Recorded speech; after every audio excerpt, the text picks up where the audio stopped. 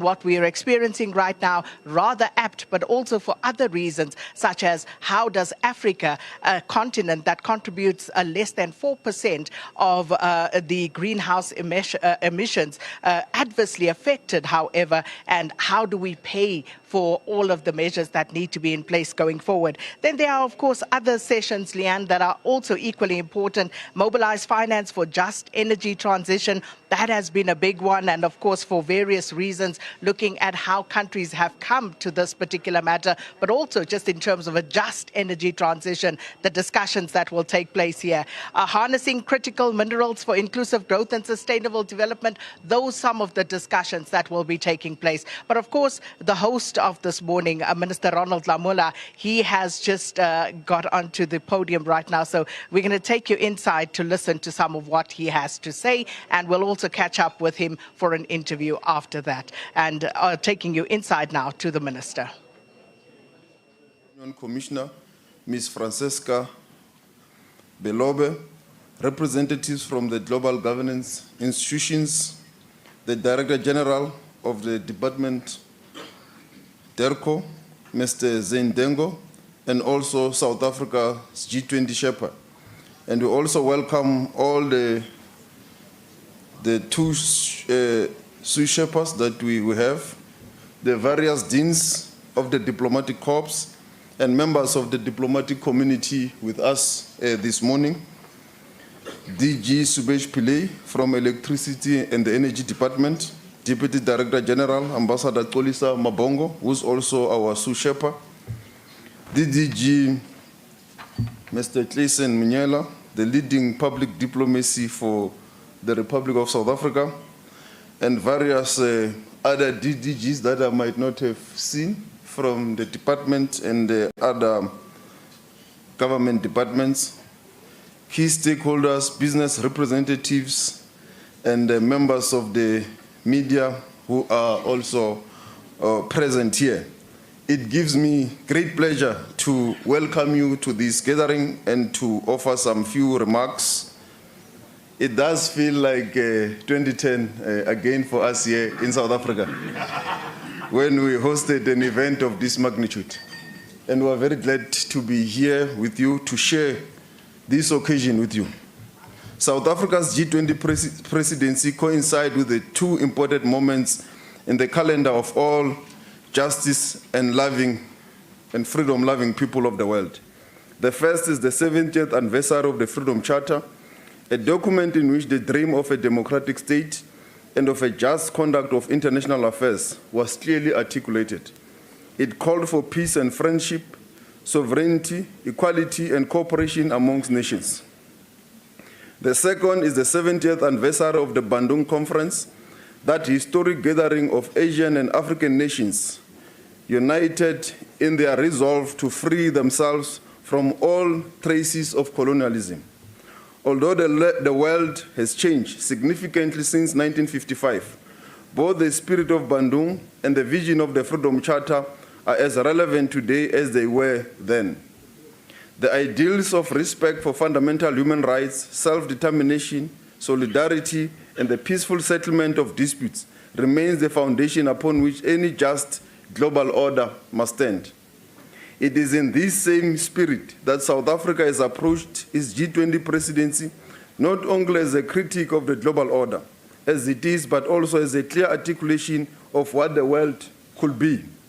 Ours forms part of a longer lineage of presidencies of the Global South, beginning with Indonesia and followed by India and Brazil. This indeed is a historic moment for our country and for the African continent.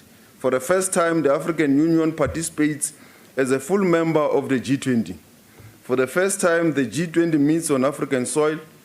This has not only been South Africa's G20, it has indeed been Africa's G20.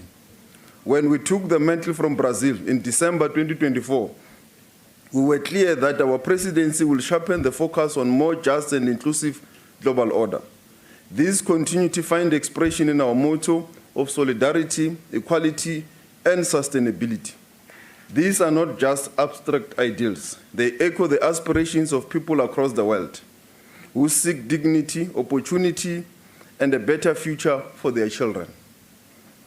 On the domestic front, some green shoots in the network industries in our economy are beginning to emerge. We have defeated load shedding.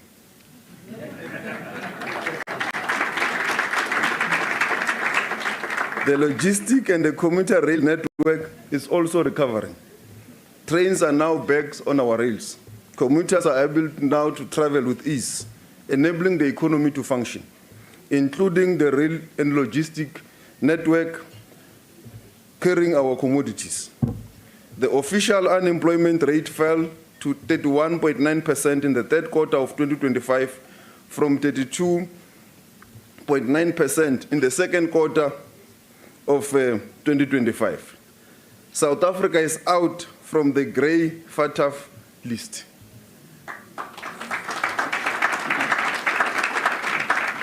This wave of positive sentiments was amplified last week, November 14, when S&P Global Rating delivered South Africa's first sovereign credit rating upgrade in nearly 2 decades, raising the long-term foreign currency rating from BB to BB with a positive outlook.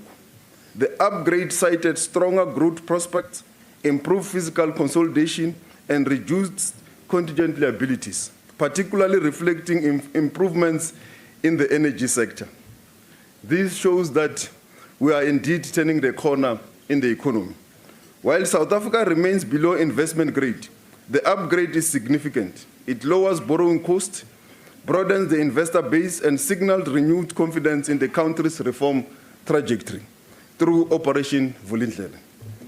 The Springboks are also recovering from a temporary slump in form. Bafana are back with a bang. They've qualified for the World Cup for the first time since 2002. The list of positives is endless. The sky is the limit. Obviously, we still have challenges to contend with: crime, corruption, achieving high levels of sustained economic growth, and more jobs, but all these challenges are not insurmountable. We have proven that we are a resilient nation. It is clear we are ready to host the G20 as the nation. During our presidency, we have centered our work on priorities that reflect the concerns and the hopes of the developing world. Working closely with the African Union, we have sought to ensure that Africa's voice, Africa's choices, and Africa's ambitions occupy their rightful place in global decision-making. Esteemed colleagues, across the world, well over 3 billion people live in countries that spend more on servicing debts than on healthcare. More than 60 developing countries now allocate 10% or more of government revenue to interest payments alone. On our continent, the picture is even more stark. Africa's debt has surged by 183% since 2010, rising almost 4 times faster than its GDP. Over the past decade, interest payments have increased by 132%, squeezing out spending on education, healthcare, and productive investment. Today, some 750 million Africans, around 57% of our population, live in countries that spend more on servicing debts than on education and on healthcare. The result is clear. The space of government to meet their people's needs is shrinking. Should this trajectory continue, we risk condemning entire regions into decades of delayed development. The global financial architecture is simply out of step with the needs of the majority of the world's countries. This grim reality explains the first priority of our G20 presidents: debt sustainability for low-income countries. As part of our presidency, we established the G20 Africa Expert Panel, chaired by former Finance Minister Trevor Manuel, to sharpen Africa's voice on issues such as the cost of capital and to push for a reformed, truly inclusive global economic order through the G20. We look forward to its report and recommendations in the coming days. Our second and third priorities address another clear danger: a world unprepared for climate shocks and natural disasters, and transition to clean energy that sidelines those who have contributed least to the crisis, like the Global South and the African continent. We have therefore pushed for stronger global action on disaster resilience and response, as well as predictable and increased financing for a just energy transition. To underline this point, Africa contributes the least to climate crisis, yet faces the greatest risks. Despite this, our continent receives only a fraction of global climate finance, less than 5%. This is not a basis for stable and sustainable future. Our fourth priority is to harness critical minerals for inclusive growth and sustainable development. As the world accelerates its shift to clean energy and digital technologies, demand for these minerals is rising sharply. Africa holds the key to the global energy revolution. Our continent holds 30% of the world's minerals reserves, many of them critical to solar power, electricity vehicles, and battery storage and green hydrogen. Demand for these minerals is set to increase fourfold by 2040, intensifying competition for access and placing Africa at the heart of the green energy future. This is an opportunity we cannot afford to miss as Africa, to shape, not simply to enjoy, and also only just as consumers, but to be the drivers of global energy transition. Yet, as Secretary General Antonio Guterres of the UN warns, the quest for a green revolution could easily trample on the poor. Without strategic leadership and a unified voice, Africa's mineral endowments and their centrality to the green revolution risk becoming a burden rather than a boom, a curse rather than a catalyst for development. Hence, we need to speak in one voice as the African continent to ensure that we are not left behind in this current revolution. This is why we have placed on the G20 agenda a critical minerals framework to promote beneficiation at source and to ensure that equity, sustainability, and justice anchor this new global quest for critical minerals. It is upon us to ensure that the race for critical minerals does not yield outcomes inimical to our development and detrimental to our future. Alongside these four overarching priorities, our presidency has also advanced several important initiatives. Among them is a review of the G20's work at 20 years to assess progress against past commitments and consider how the G20 can remain fit for purpose. We have also convened a panel of experts led by Nobel laureate Professor Joseph Stiglitz to examine the drivers and consequences of global inequality. The panel has championed the creation of an international panel on inequality to keep this issue at the center of global economic governance through their report that they have presented to President Cyril Ramaphosa. All the above reports will shape this week's engagements of the Leaders Summit. As I conclude, allow me to offer 3 reflections to carry into the discussions that will ensue this morning. First, international relations and the future we seek are too important to be left to governments alone. Business and social movements and people-to-people solidarity are essential to shaping progressive global agenda. Secondly, the warning signs are clear. If we fail to act now, future generations will inherit a world none of us will choose to live in. Thirdly, even amidst rising geopolitical tensions and disregard for international law, we cannot lose faith in partnership and multilateral cooperation. It is only through working together across regions, across sectors, that we can build a global order rooted in fairness, dignity, and shared progress.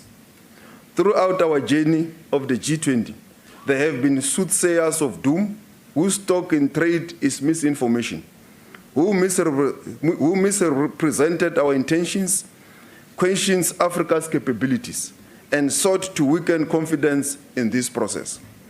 As the old saying goes, we make the path by walking it. Despite their best efforts, we march on and we dare not falter.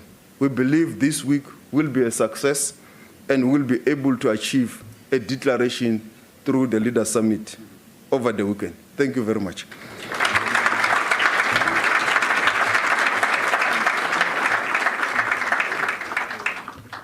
Well, there you go. A very happy Ronald Lamola, Minister of DIRCO, International Relations, welcoming those to the breakfast, the ministerial G20 breakfast that's being hosted in Rosebank. And there is going to be a discussion that will be taking place. We'll certainly dip into it and bring you some of the contents of that. But that's a breakfast ahead of the Leaders Summit. That is really the culmination of the G20 that is going to be happening this coming weekend. And remember, stay with the SABC. We are your official broadcast host for this G20 summit. So looking forward to bringing you all of the information from that. SABC, host broadcaster of the G20 South Africa 2025.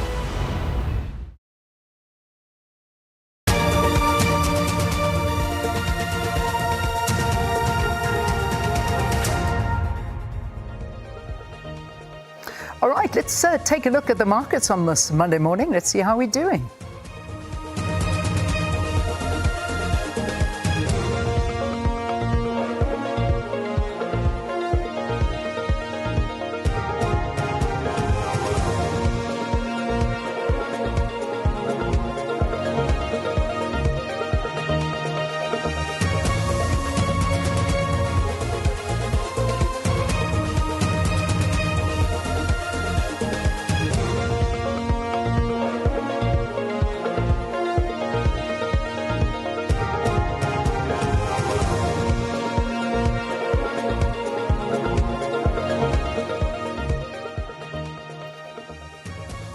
All right, there we go. That's pretty much where we'll keep it for now. We'll tell you of any news stories that come across our radar during the course of this hour. Otherwise, we will have a full bulletin for you at 7 o'clock. We've also got Rob Burns standing by to update us on what's happening on the roads. What a day yesterday. I literally left my house once yesterday, Rob, and I was just seeing trees, fallen roads, fallen trees all over the road, even big walls that had fallen over. It was chaos on the roads. It looks a lot cleaner this morning, though. How are we looking out there? Yeah, what a day, Leanne, it was yesterday. You stole the words from my mouth. It was exactly that, wasn't it? It was really a stay-at-home day yesterday. Let's show you why. This is the Henops River. This is Centurion, Central Centurion. Have a look at that. It's John Foster Raby N Street. So still some flooding and still some closures around that Central Centurion area. It was really bad in Boksburg as well. That's probably some of the most extreme flooding we saw, a main route through Boksburg on Sunday. So there'll be some mop-up operations. There'll be some wet roads, some surface water, pockets of flooding and puddling. So just take it easy around Gauteng this morning. Roads are still wet, although perhaps not as violent as it was yesterday. Just on your way into Gauteng as well, coming up from the Vaal area this morning, well, on your way to Joburg, I should say, there's quite a big delay. It's the R59 North. So if you're about to leave the Vaal, that's a very high volume route, that R59 these days. And with that crash at Michelle Avenue, you can see the traffic back through Swakoppies and back down to Klip River Drive. So from the Vaal up to Joburg, you might want to take alternative route action to avoid sitting in some very heavy traffic. Gauteng, yeah, bad weather. Cape Town, also very strong winds. If you're in Cape Town on the weekend, you'd know how strong they are. It's caused havoc with Baden-Powell Drive. Baden-Powell still very, very sandy this morning at Sandy Corner, which is Monwabisi. That's how sandy it gets, with vehicles getting stuck. Yesterday was a day of just one vehicle bogged in the sand after another. Still sandy this morning, so proceed with caution. And that wind not only affecting Baden-Powell with sand, but also depositing large amounts of sand on the train tracks on the South Peninsula. So Simonstown to Fishhook, those train tracks are under sand, and that is preventing the running of that Simonstown shuttle. So if you're down Simonstown side or Fishhook and you want to go between the two, there's no train service. You'll have to use your own vehicle or other alternative modes of transport. All right, that's how we're looking on the roads. How are we looking for the full picture weather-wise? Joel's got the latest. Good morning. Very good morning, Rob. After a weekend of torrential rains across much of eastern South Africa, things are going to be easing down this Monday and allowing for a bit of chance to mop up, especially for the eastern parts of Gauteng, where we had some flooded bridges and roads in most areas. Those fallen trees that Rob has just mentioned. We will be talking about that shortly, but a look at how temperatures are looking like this morning. Rather nippy for much of the interior. Temperatures around the 10-degree mark in most areas, but warmer over parts of the Northern Cape. Springbok 20 degrees, 18 for Upton Cape. Cape Town, not too cold at 16 degrees, similar temperatures for Durban and Richards Bay. Now let's look at the chances of you continuing to see wet weather this Monday. We have up to mostly a 30% chance rather of rain and thunder showers for parts of KwaZulu-Natal, the Free State, Northwest and the easternmost areas of the Northern Cape and also much of Gauteng, but much of Limpopo will continue to see those scattered rain and thunder showers extending into the eastern areas of Mpumalanga. So it's going to stay pretty wet for those parts of the country with mostly cloudy and cool to cold weather. Fine for the southwestern areas, but windy conditions are forecast for the Cape Town area. Now, because of the persistent heavy rains, we have a warning for those heavy rains for eastern Mpumalanga and Limpopo. Localized flooding could be a problem over those parts of the provinces. So be cautious if you are in those areas and don't try to cross those flooded rivers. Now, here's how things are going to look like in your part of the country. We start with Gauteng.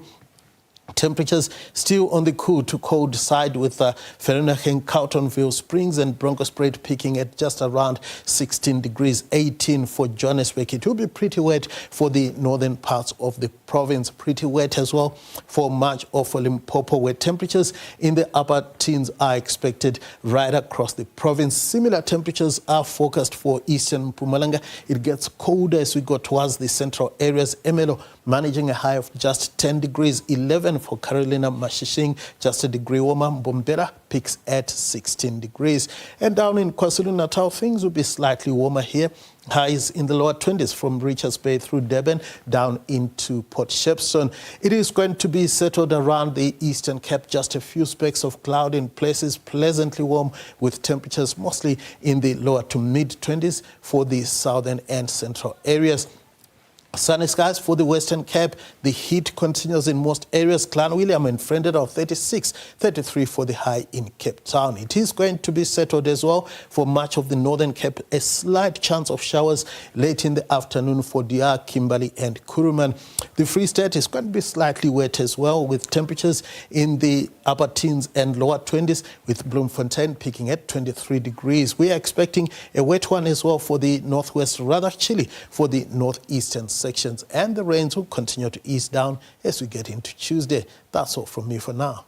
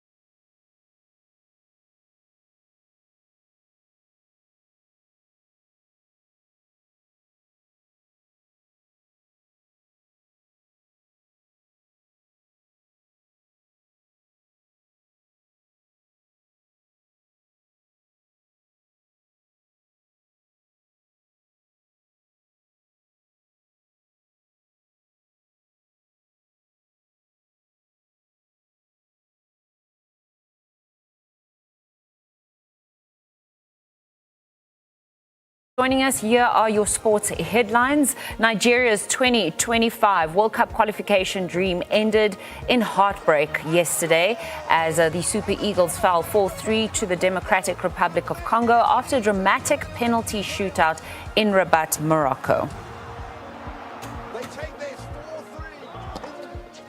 Yannick Sinner capped off a turbulent yet triumphant season, and that was with a commanding performance in Turin yesterday, overcoming Carlos Alcaraz 7-6, 7-5 to successfully defend his ATP Finals crown.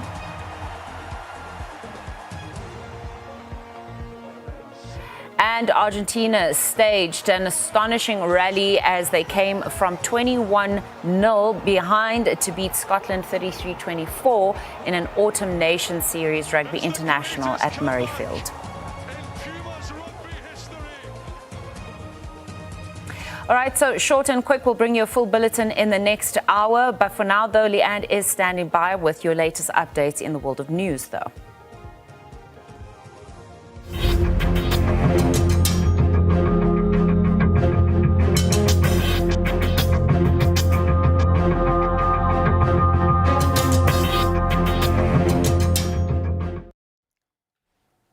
All right, 25 minutes before 7 here on the programme, a new witness will appear before the Madlanga Commission of Inquiry in Pretoria this morning. Last week, witnesses concluded their evidence on the Ekurhuleni Metro Police Department. Now, they focused on suspended Deputy Police Chief Julius Mkhwanazi's unlawful authorization of the fitting of blue lights on vehicles of alleged cartel member Vusumuzi Katmatlala. The witnesses also detailed how officers allegedly aided criminal elements to infiltrate their units. Well, let's go over to Kani Mapanga, our SABC News reporter in Pretoria, who is still doing an amazing job covering this for us. So talk to us about this the new witness we're expecting today, Kani, and good morning to you. Good morning to you, Leanne, and to the viewers at home from a very chilly Pretoria, which houses the Bridget Mabandla Justice College, where we expect to resume with the Madlanga Commission's hearings with a new witness on the stand that will delve into a new stream of the evidence, which is not yet revealed to the media yet, but we'll get a scene of the witness and the kind of evidence that we'll expect at 9:30 a.m. this morning, where we do know that it's still a part of phase one of the evidence, which will lay down the allegations against various institutions within the criminal justice system and how these alleged criminal cartels have infiltrated such institutions. When we wrapped up on a Friday afternoon, we closed off with the chilling evidence of Witness D as we continued to see the extent to which criminal elements had allegedly infiltrated or engulfed the Ekurhuleni Metro Police Department. We got a glimpse into that 2022 murder incident that we've seen witnesses that were giving evidence on the Ekurhuleni Metro Police Department delve into. But this time it was actually from an individual who has turned state witness, Witness D, that was actually part of that operation. And he took the commission into the events of that particular night and how he was tasked with disposing of the body allegedly by Brigadier Julius Mkhwanazi, who is at the center of this alleged rogue element or this alleged criminality that had taken over within the Ekurhuleni Metro Police Department and had led it on a path of destruction. Now, that is not the only crime that was alleged to have taken place within this particular group, together with civilians within the Ekurhuleni Metro Police Department. There are several other crimes which included truck hijackings, and at the top of the hour we'll take you through how that particular organized crime syndicate works. But for now, let's take a break.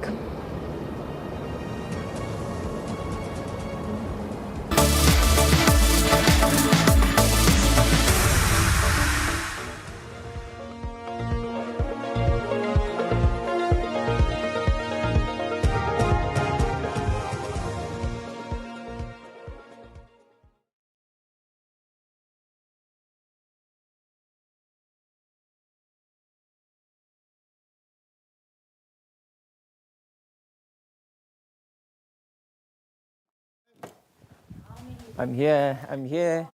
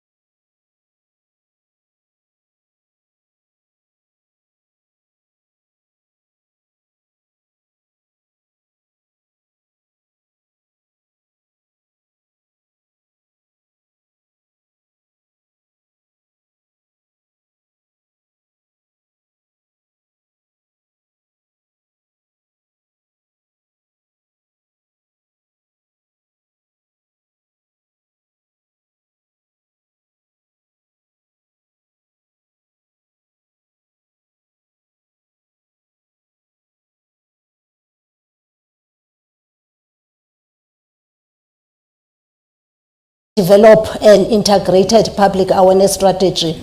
And through that strategy, we are able to build capacity within our communities to communicate the risks, educate our communities. But we do this in collaboration with all our partners, being government, the non-governmental society, but also NGOs like the Red Cross Society. They help us a lot with anticipatory action to ensure that our communities are prepared for any eventuality.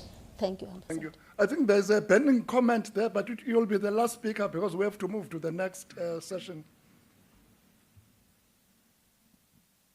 Thank you, Magdalene Munsami.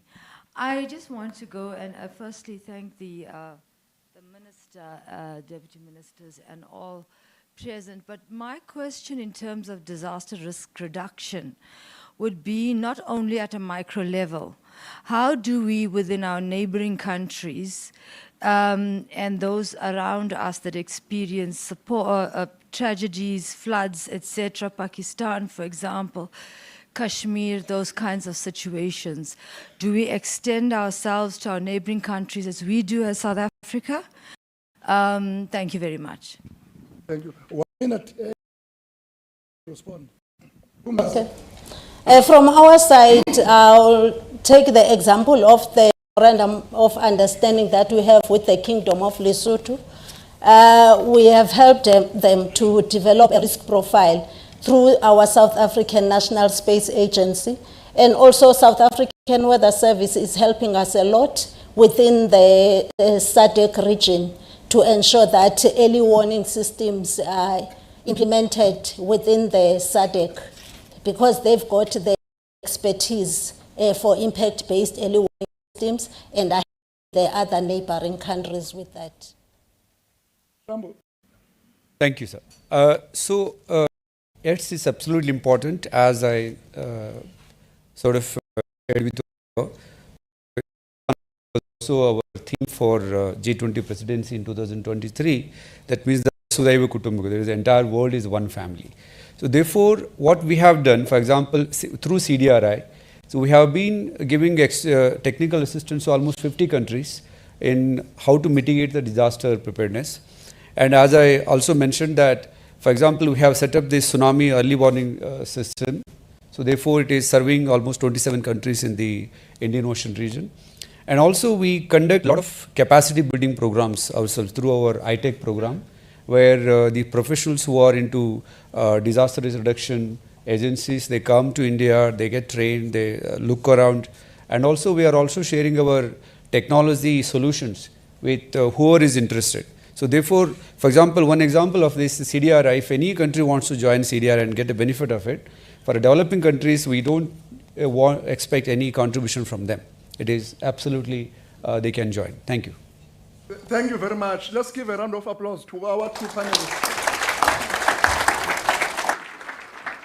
I think before you leave the stage, someone is supposed to...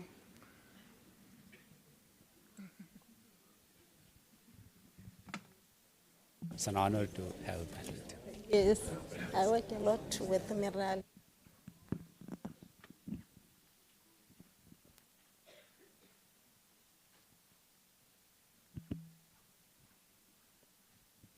A round of applause again for our two panelists.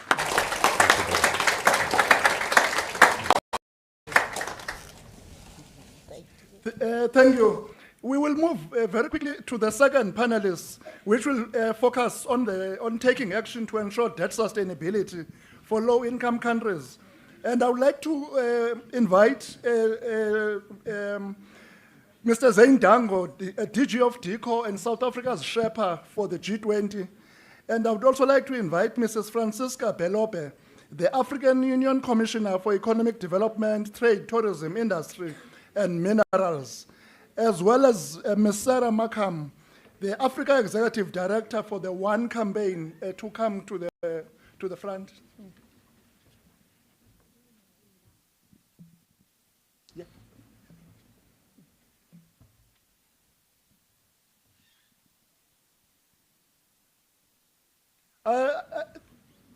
So welcome. So I think without again wasting time, I will just move on to the questions for the panelists. I think to you, DG, obviously the South African G20 presidency has been part of a continuum from Bali to New Delhi to Rio to Seville, and we are now here in Johannesburg. And one of the common threads in all of those gatherings and discussions has been the issue of debt sustainability. So I think my question for you would be perhaps your assessment of how far we have come and what can we do to further move the needle, so to say, on the issue of debt and debt sustainability. Thank you, Kolisa. As you would know, and you've just mentioned the trajectory on the length of time that the issue of debt and the cost of capital has been on the development agenda, but also on the agenda for the G20. And it's been a difficult discussion in all of these years because the responsibility for the cost of capital is contested. I think what South Africa has done with our presidency is not just put it back on the agenda, but move the needle a little bit more.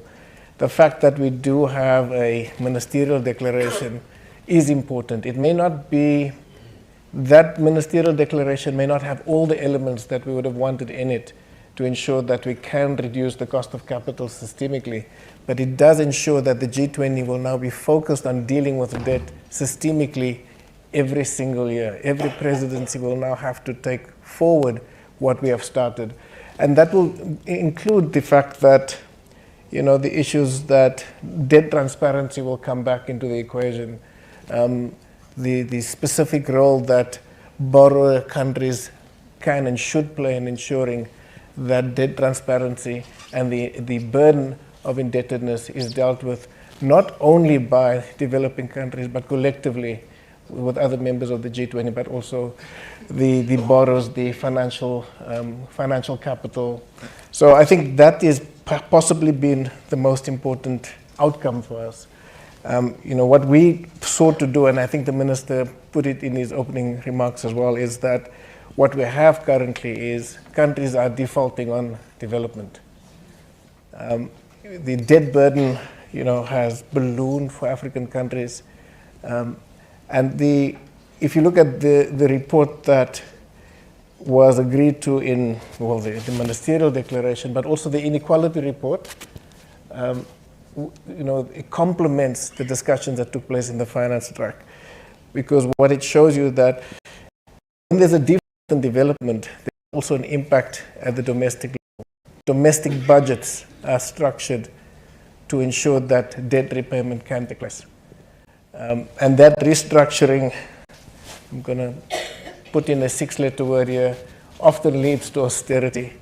And there's a cyclical underdevelopment that then takes place. So there's a link between what happens in terms of how countries are expected to meet their debt repayments and the impact that has on the domestic imperatives.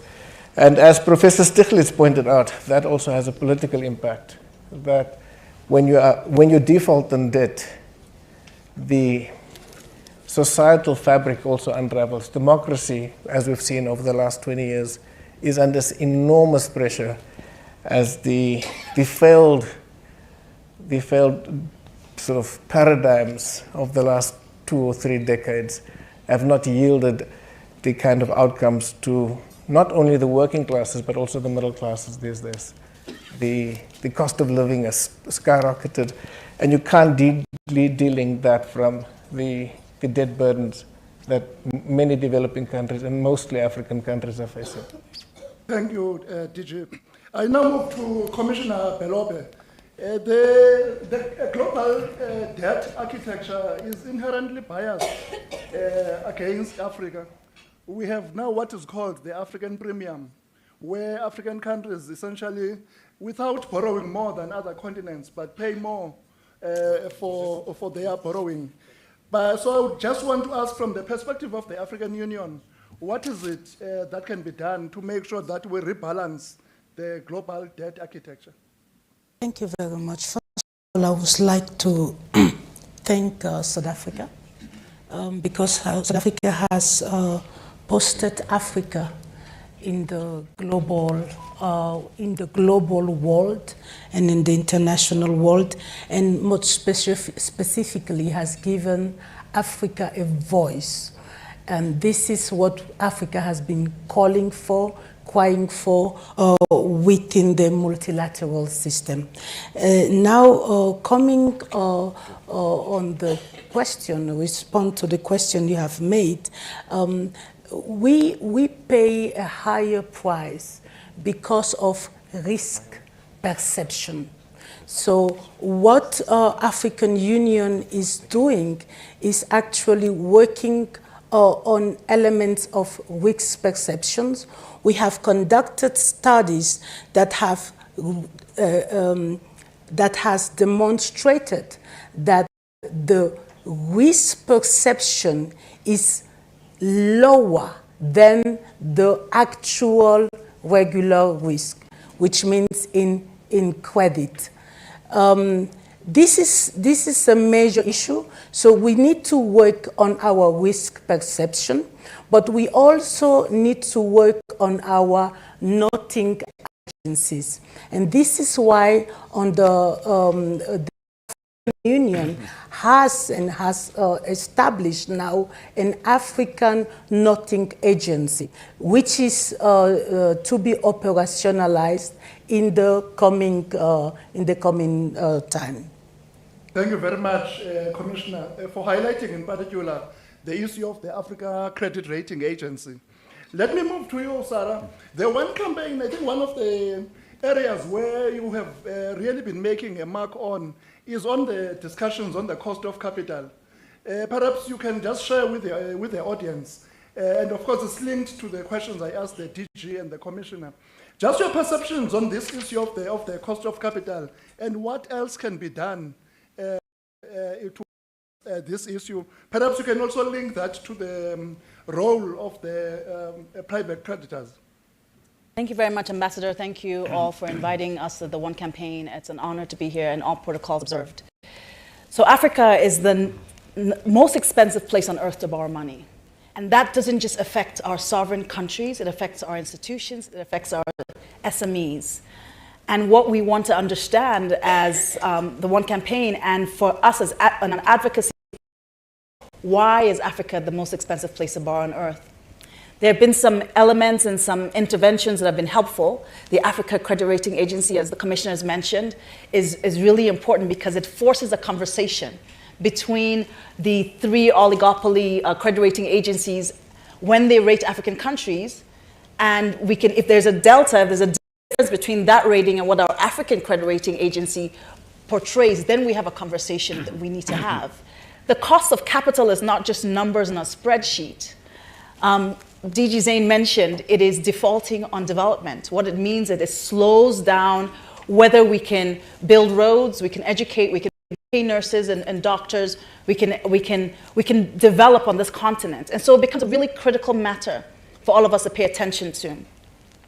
I think it's also important to note that there's some things we can do domestically as the continent of Africa, and there's some things that the global financial architecture needs to address.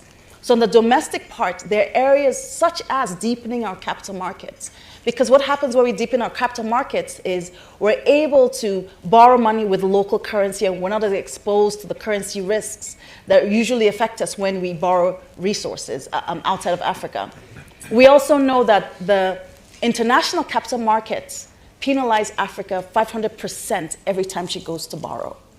A country within the African continent, same credit rating basis as another European or non-African countries, go to the capital market, and for some reason, based on this bias and the premium that you mentioned, Africans get penalized. So it's really important that we begin to develop and domesticate our own capital market so we have a source of borrowing money within the continent. That's what the private sector can ensure. The other things are things like the regulations on pensions. Our pensions agencies sit on about $1.1 trillion of assets under management. These resources can be harnessed for development if we have the right regulatory framework to guide that. So that's what can happen on the domestic side. That's how the private sector can engage. However, there is work that must be done on the global side.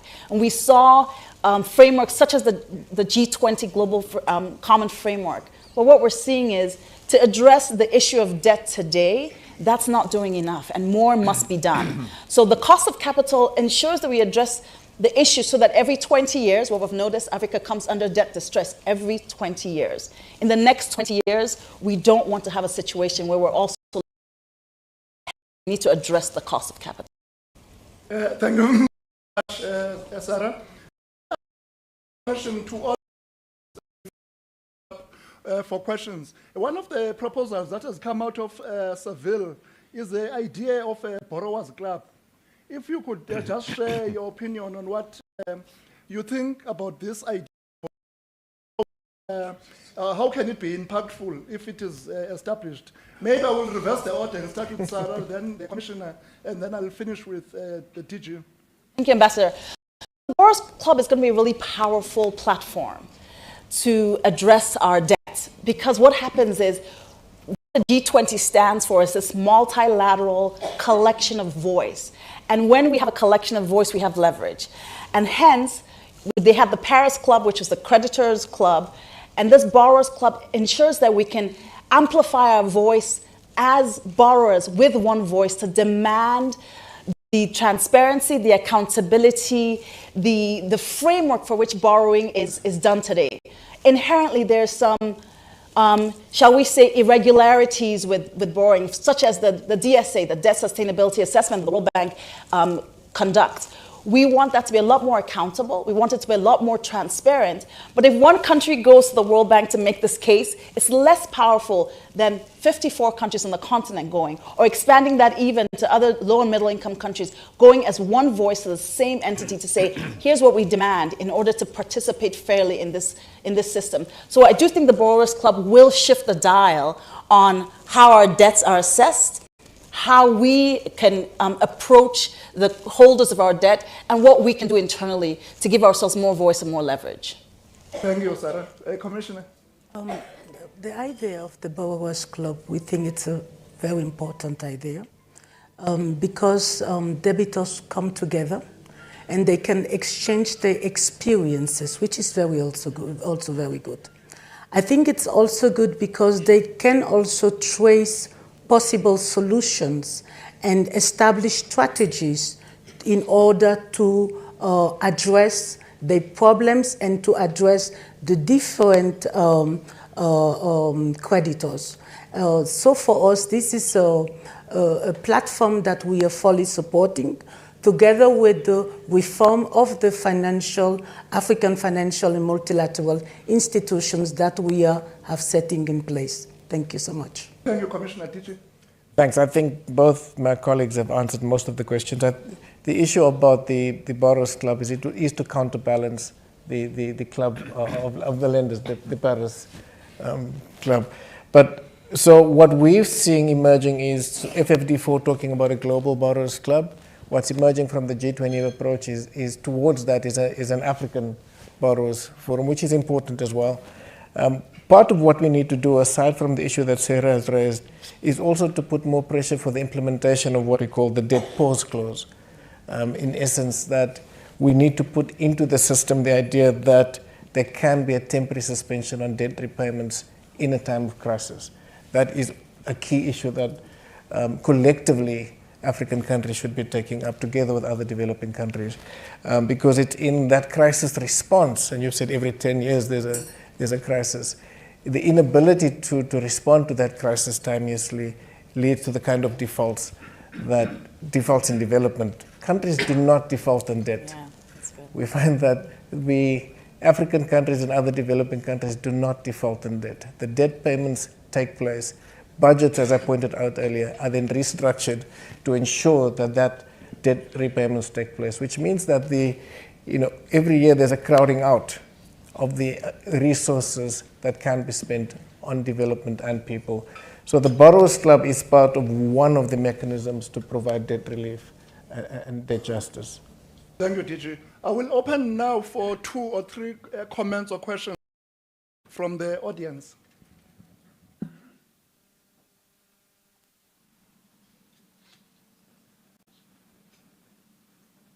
I don't see any hands that have been raised.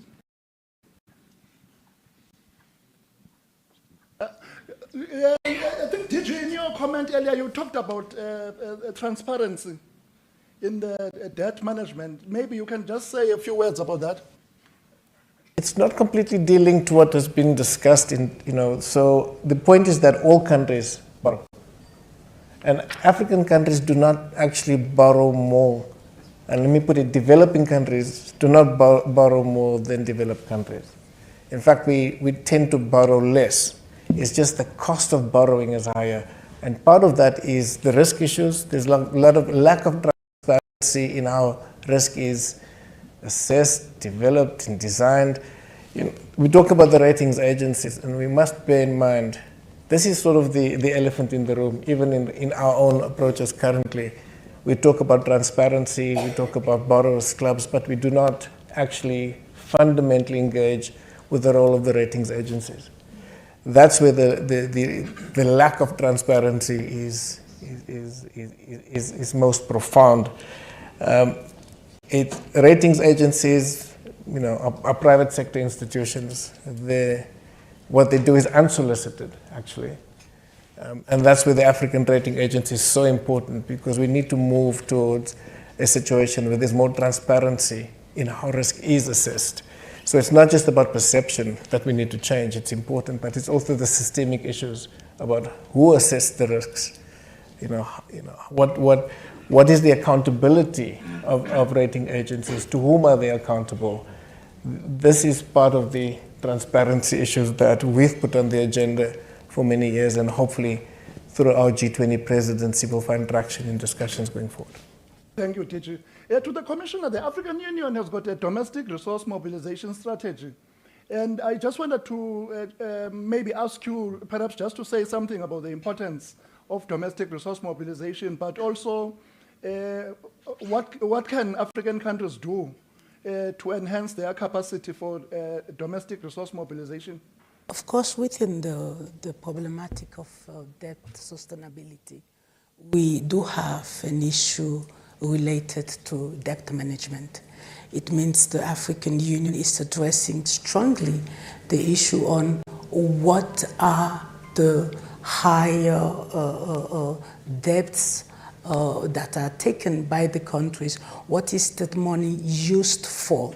That's the first thing. The second thing is, of course, we are working together with some UN organization for this domestic resource mobilization, including fiscal reforms, so that we can really enlarge the activities whereby states could have revenues. Also, what is very important is, I think, the new dynamics and the new vision of seeing trade for development, so that with the AFCA, we are also trying to address the issue of fiscal, domestic resource mobilization. So those are very important elements which we're working actually on. Thank you very much. Sarah, the Commissioner just mentioned the ACFTA. One of the problems that we are facing as a continent is the low intra-African trade. I think for the past 2 decades, intra-African trade has been hovering around 14 or 15%, whereas if you compare it to other regions, Asia is maybe above 50%. In Europe, of course, highly integrated, maybe close to 90%. But what can we do to ensure that in the next 2 decades, we don't keep talking about intra-African trade being a measly 15%? I think, Ambassador, thank you for that question. I think there's been a gift of the season that we're seeing. When the tariffs were flying, what we did at one is create a tariff simulator. And what we found, apart from a couple countries, unfortunately South Africa is one of them, many African countries didn't have exposure to the United States. And as a result, they weren't impacted as much with the tariffs that landed. However, what this made every single country do is wake up to who its trading partners are. Because what countries around the world are reassessing their trading partners, their supply chain, and what the CFTA is doing is creating a platform. In fact, Africa was ahead of the curve by creating the African Free Trade Continental Area because it forces us to trade together. They're ready markets from 1.4 billion people on this continent that can accept a trade and our engagement with each other. What the CFTA has done to date has had 2 guided trade moments to experiment. How long does it take for shipping, sending one product from one part of the continent to another? The first guided trade was with 8 countries. And unfortunately, I found that sending teas from, I believe it was Kenya to Ghana, took 6 months. That's a place for us to correct, right? The second guided example showed us that to send shipment from East Africa to West Africa, the shipment went to Singapore because of the way our infrastructure is structured and the amount and all the equation based on shipping to come back to East Africa. This is good because it's showing us where the challenges are in the system, because if the system is to work, because we need the system to work, then we need to fix the system. I do think the CFTA needs to work faster in this moment of geopolitical, shall we say, moving the chairs on the deck, and we need to realign and reassess. But what Africa has going for us is a ready market. And we've been hovering, as you said, at 16%. In the next, not even decade, the next 2 to 5 years, we need to increase that significantly. There needs to be work around our borders because trade is ongoing within the continent of Africa, very much informally. The border areas need to expedite more trade, and we need to work on the freedom of goods and people. It's a protocol that the AU has had. We need a lot more countries to ratify that because without moving people, moving services, moving goods, we still don't have a properly functional continental free trade area. And this is going to be Africa's lifeline for many years to come. Thank you. Excellencies, ladies and gentlemen, can we give a round of applause to the panelists?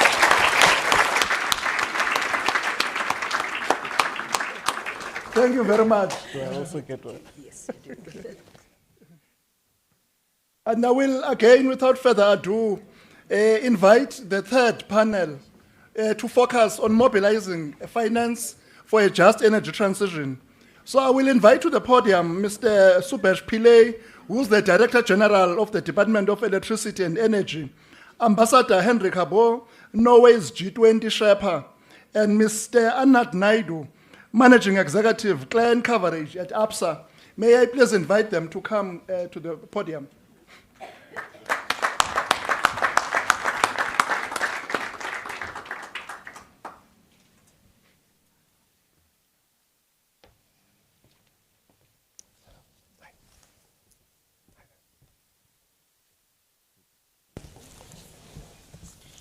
Excellencies, we move on, and I will move directly to ask the Director General, Mr. Subhash Pillay. Obviously, the continent of Africa has very unique socio-economic and economic development challenges. So how do we make the just energy transition meaningful for Africa, and how do we move from rhetoric to ensure that we put an emphasis on the just part of the just energy transition?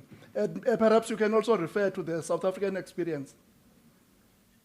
Morning, Ambassador and Minister, Deputy Ministers, colleagues.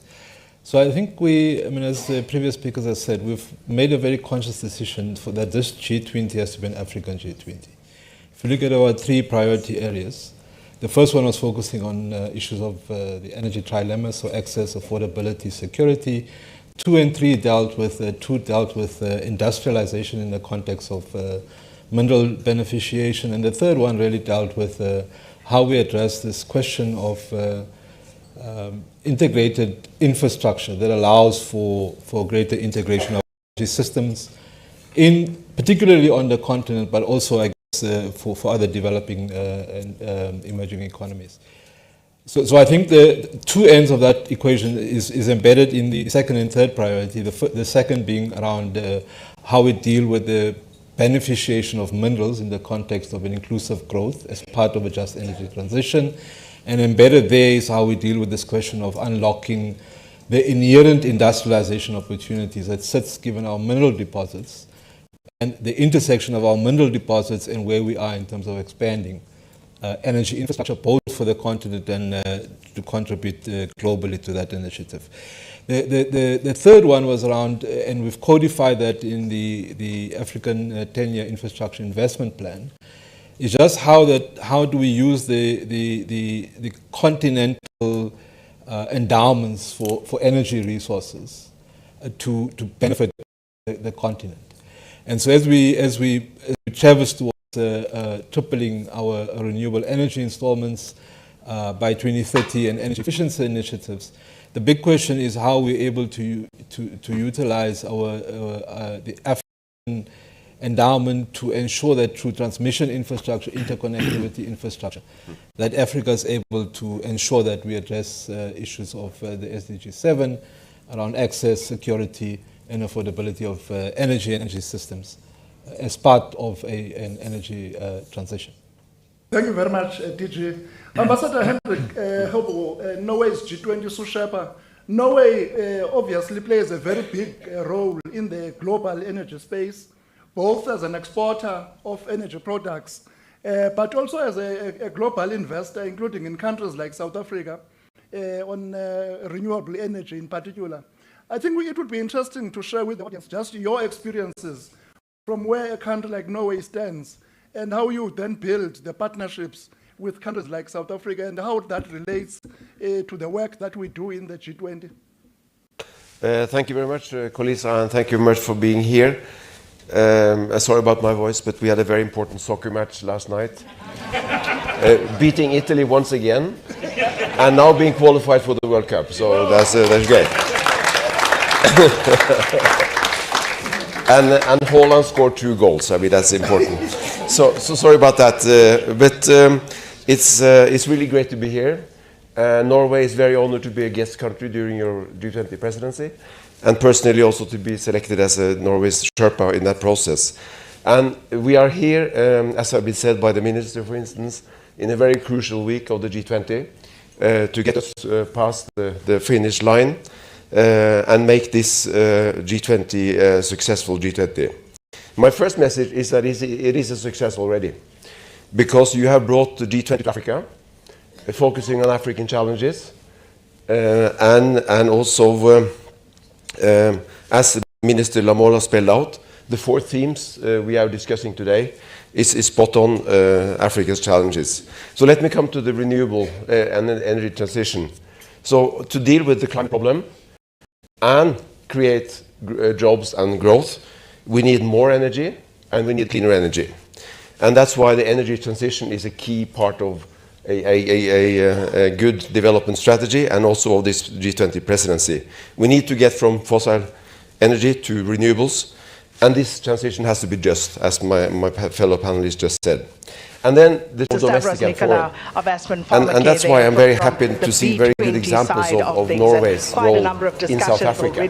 So actually, as you probably know, one of the largest solar power plant in South Africa, one of the largest in Africa, the Ken Hart in Northern Cape, combination of solar energy production and battery storage with Norwegian investors.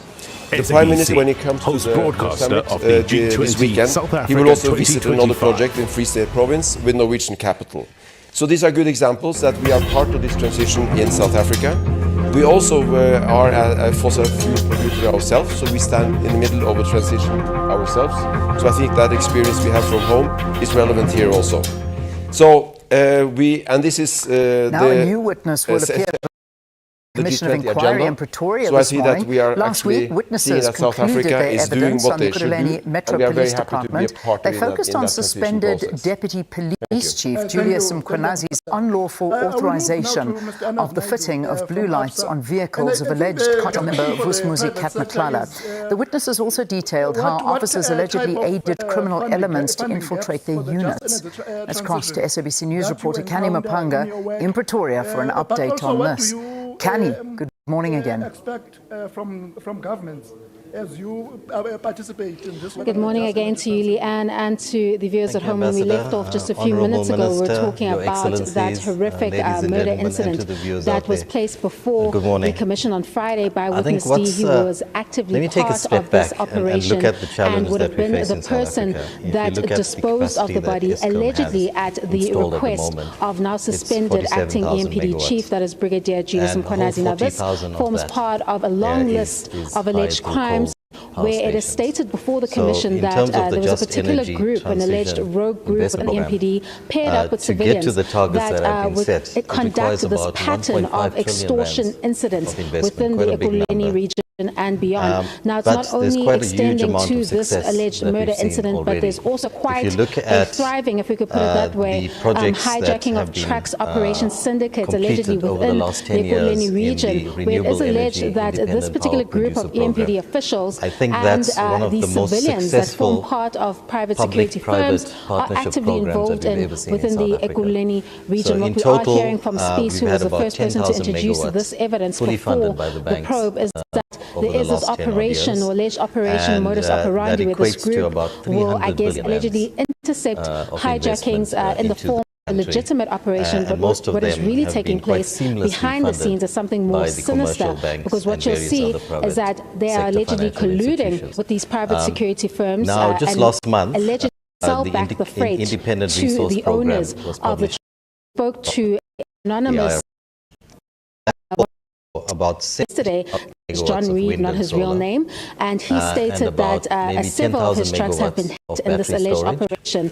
And to monetize the amount that was by this particular group, this alleged rogue so you group do within need the some sort of EMPD base load, so that's made up of some 5,000 he stated that it depends on the cargo that that particular truck is transporting within that region.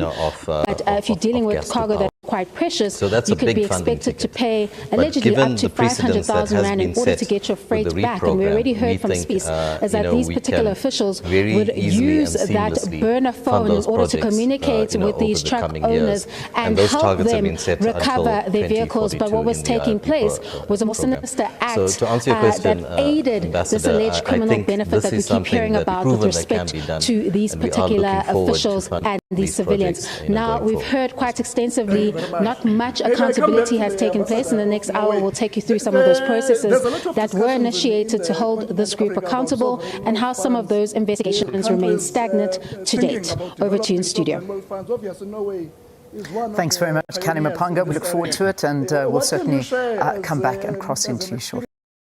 For countries that may want all right, let's bulletin with a look at the market indicators now. Well, we have been fortunate also being with large resources in the fossil fuels, both oil and gas. And that fortune or that wealth has actually been then exploited, but then moved into the sovereign wealth fund. So I think it's a successful example of how instead of just using that money, that income as we go along, to invest for my pension and my children's pension, and that's good. And of course, that fund has become one of the largest sovereign wealth funds in the world. We are a big investor. I think we are on average owning about 2% of all the world shares of that fund, so that's a significant part. This is just a taste of the busy week I think it's very much linked also to this other it all important agenda on the G20 point on the G20 agenda on so critical much minerals. happening this week, because I think one is beneficiation of the extraction, extraction, I have to tell you, and we're but looking another forward to beneficiation bringing it all is to you to as use that SABC Norwegian News. sovereign wealth and experience. It's a very, very that busy one, the but incomes, we're part on of the top of income it, so from those looking forward resources. to that. All right, we're going to take a break here on the program. When we return, we've still got your and community that's a news. model We've got that we Joel on the can weather share. We share our Stacey experience. bringing We're us working with the latest several from sports countries news. on that. Last night's match between And I think Sinner and that Alcaraz. Did you watch there it? has been My heart's dialogue slightly with South broken. Africa on You this know me, also. love Alcaraz, I think but it was there's a a wish to brilliant match. It really establish was. something All the similar details here. after this. So again, this is something we can work on together. Thank you very much. And maybe coming back again to this emphasis on the just part of the energy transitions. I mean, you talked about access as being one of the priorities in the continent. Naturally, because so many people from the African continent still lack access to modern energy services. But then how are we going to balance this with moving towards a just energy transition? I mean, this balance between access and transitioning to greener technologies, is it not a price too high for the African continent?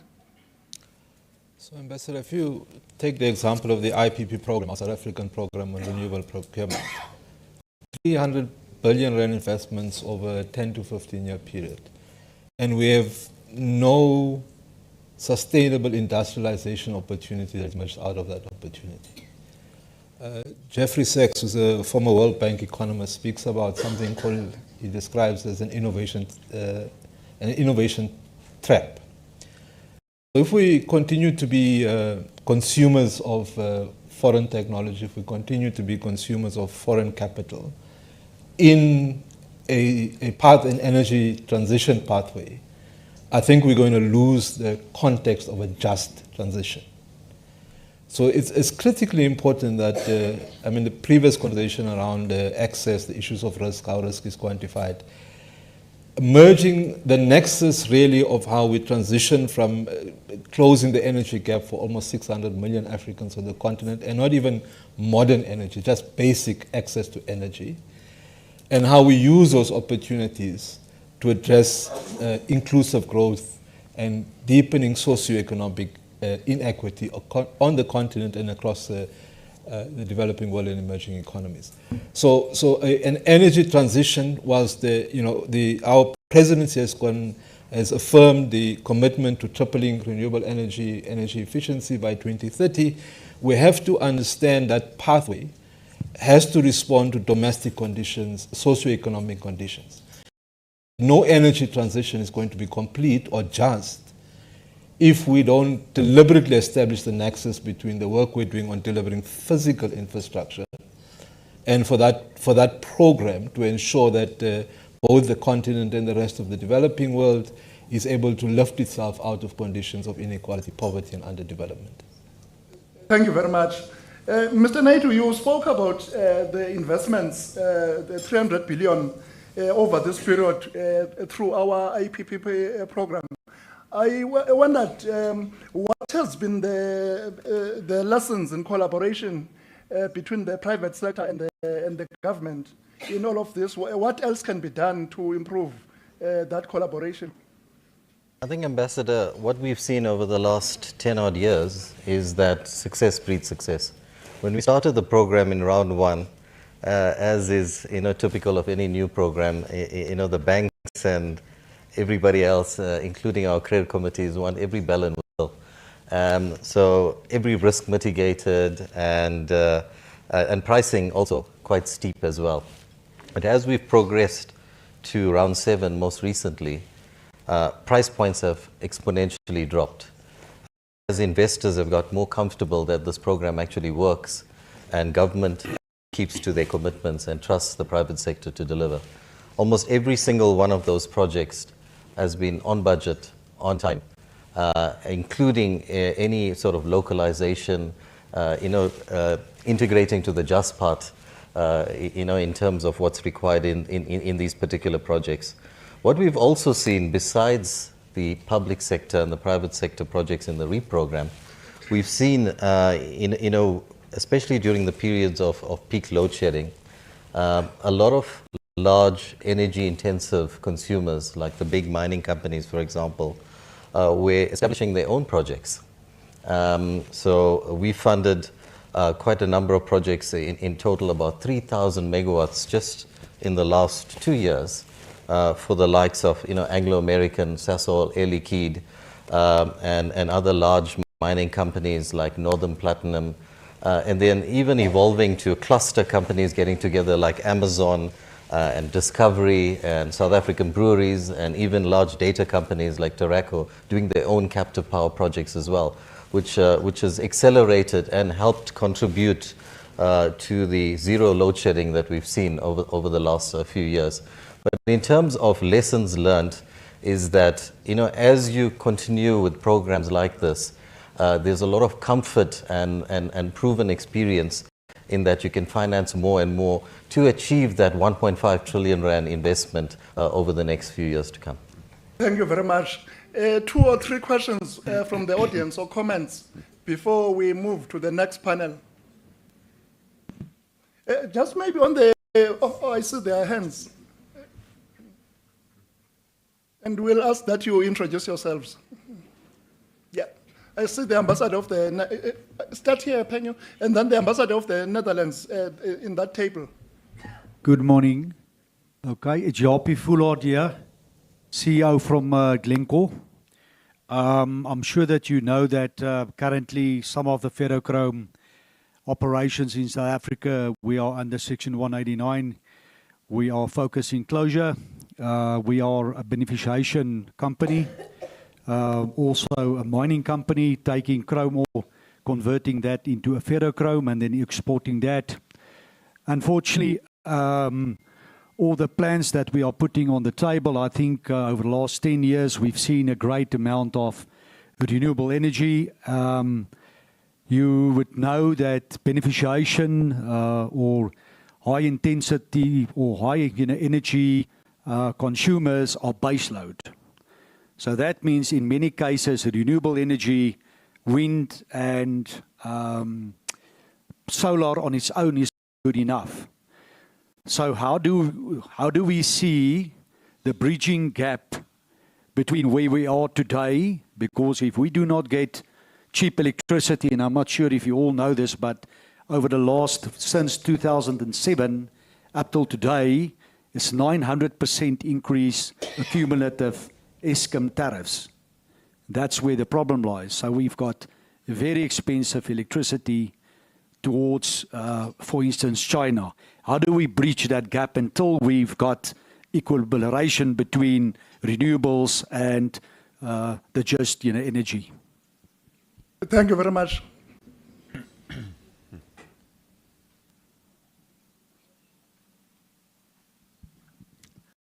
Okay. Yes. Yes, please. Thank you so much, Joanna Doornweg, the ambassador for the Kingdom of the Netherlands. On the just part of the just energy transition, I think I'm one of the few right now being a partner in the JETP and working very hard on that to reach the goals that South Africa has set for this energy transition. And just as an example, the just part in the repurposing of Mpumalanga, the Grootvlei one, where we are working indeed with the local communities to find them new jobs, to train them for horticulture and all that, to repurpose that power plant and to also to offer the jobs so that they have alternative jobs to sustain themselves the moment that the power plant is being repurposed. And on the critical raw materials, I just want to mention a very important gathering that's happening on Thursday, where we have EU sitting together with the President to look into that and hopefully also to have an MOU on the CRM, the critical raw materials, and the investments needed over there. I just wanted to make that comment. Thank you. Thank you very much. I think I will ask the panel to respond to those 2 comments, all of the members of the panel. But I wanted to add another question because, Mr. Naidu, you made reference to the issue of the data centers. Is this not another challenge for the continent? Because we want the data centers, we want sovereignty over our data. At the same time, the data centers consume so much energy. And we are still talking about access and all these other challenges. So how are we going to square that cycle? But please respond to the 2 comments and then the question about the data centers. Maybe we can start with you, Mr. Naidu, and then go to the other 2 panels. Yes. Thank you, Ambassador. Look, data centers are absolutely critical. And I'm so pleased to see that over the last recent years, the emergence of massive hyperscalers in South Africa that's servicing huge data, clients like Amazon, for example. And you're right, the electricity security and intensity is very important. But what we found is that, yes, there's very good private sector involvement, and we funded quite large projects for the likes of Teraco, who's one of our key clients in South Africa, to be self-sufficient in terms of their own energy requirements. And they chose a route of going 100% renewable for the electricity needs, not for us now, but in their massive expansion, going forward as well. To answer the question around baseload, I think that's a very important question. As I mentioned earlier, renewables doesn't cover everything. You do need significant baseload. And the integrated resource plan that's just been published called for two aspects or three aspects that cater for the baseload piece. The one is there's about 10 gigawatts of battery storage in the plan. And we've recently reached financial closure on a number of battery storage projects, which the IPP office has issued through the tender program as well. Yes, it's fairly new technology, but as we've seen with the other renewable solar and wind projects, we expect those price points to drop exponentially in the coming years. The other piece is there's about 15,000 megawatts of gas-fired projects in there. And I know your immediate response would be gas, very expensive, you're going to import it.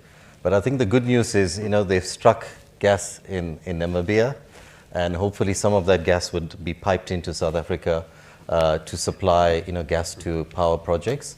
And then we've got this very large LNG projects in Mozambique that's been driven by Total and ExxonMobil. So the Rovuma project and the Mozambique LNG projects, we expect a decent piece of that gas to also be piped into South Africa to power up those gas projects as well. And remember, gas, yes, it's not fossil fuel free, but it is a very good transition fuel to offset the coal dependency that we have in South Africa. Thank you. Ambassador, you can respond to any of the questions. Well, thank you very much. The questions were rather focused on South Africa, so I think my fellow panelists are more experts on South Africa than me. But I think one reminder of the first question is the fact that we have to look at the whole energy system, not only of course, investors can make a contribution to invest in this or this plant, but it's extremely important that the energy policy of a country, of course, has to look at the whole energy system, including the transmission lines. So I leave that to my colleagues to answer that. And then on how this G20 can contribute is on these issues like energy transition and critical minerals, is to share experience among the G20 countries. And that's exactly what we're trying to do. And then maybe come up with something like good practice or some good principles on these different areas, so that again we can help countries to develop policies inspired by the experience of other countries around the G20 table. And that's exactly what we're doing. Thank you. Thank you. Tiju, you can respond to any of the questions. So, Mr. Just around the industrial tariffing issues, I think this might not make sense in the current context, but in spite of those increases over a period of time on our energy pricing, we still remain comparatively globally amongst the cheapest producers of energy. Now, I'm talking aggregate. Of course, if you look at industrial tariffs, that price part looks very different. We are revising our energy pricing policy so that we're able to connect our industrialization strategy to how we use energy as an input to stimulate the right kind of industrial, and in that question is to address how we deal with industrial tariffing. Of course, the baseload question is an important one. Of course, I wouldn't get into the IRP, so the battery storage becomes critical. Endowments in clean coal technology, carbon abatement technology, our investments in unearthing and unlocking our indigenous gas reserves is important, because yes, LNG is an immediate solution, but if you look at the long term, we have to develop our indigenous gas resources so that we're able to drive the price points for gas much lower and able to support the industrial growth. The Komati experience is quite a telling experience on a just transition. So I think one of the key lessons there, and I think the ambassador makes the point, that we have to front load the initiatives to address the question of offsets of economic opportunities. So if you look at the coal-dependent economies, we have to do the work now to ensure that we're stimulating the right kind of scale and pace of economic opportunity to replace what coal is currently doing to those coal communities. So that when the transition happens, there is no gap between what we're seeing in Komati now. We've shut down the power station, we've lost that capacity in the generation system, and the communities of Komati remain ravaged. And that's a lesson in how we must not execute an energy transition pathway. And then the last point around the data centers, and I think the Minister, speaking really in the South African context, but the nuclear question is an important emerging conversation in energy pathways. I think COP in Egypt 2-3 years ago made an important breakthrough around how we look at nuclear, firstly, as a clean technology. The World Bank just very recently made key concessions around how we're funding nuclear, and an acceptance that nuclear must be now looked at as from a funding perspective. And I think the call to the debt capital markets outside of the sort of DFI financing is how they now begin to introduce this funding component capacity for nuclear interventions. Specifically, we just last week, South African Cabinet lifted the care and maintenance status of the pebble bed modular reactor. That was, in its time, it was pioneering technology for small modular reactors. Now, if you talk nuclear, the first scare technique is to say cost of nuclear corruption and all of that, right? If you look at the emerging technology around small modular reactors, gives us an opportunity to address the scale, the quantum of investments required, the period of developing that infrastructure, but also gives you the opportunity now to locate the generation capacity much closer to the demand centers. So if you think about the data centers, large drawers of concentrated energy demand, and can we look at how we then begin to juxtapose our footprint of SMR technology is one example, small modular reactor technologies, to mirror the footprint of where these data centers are going. Or put it differently, can we begin to geolocate the data centers in areas where you want to grow an economy? So typically the issues around cold economies, and then begin to say how do you locate those investments there, and how do you support with firm baseload capacity, typically through a nuclear technology or SMR technology. Excellencies, ladies and gentlemen, can we give a round of applause to our panel?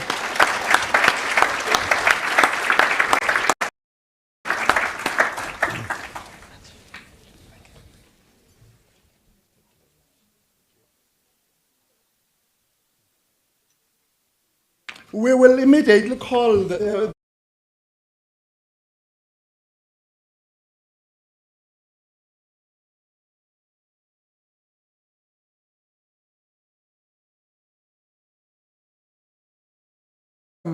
Ms. Buyisiwe Nzimande, Deputy Director General in the Department of Minerals and Petroleum Resources.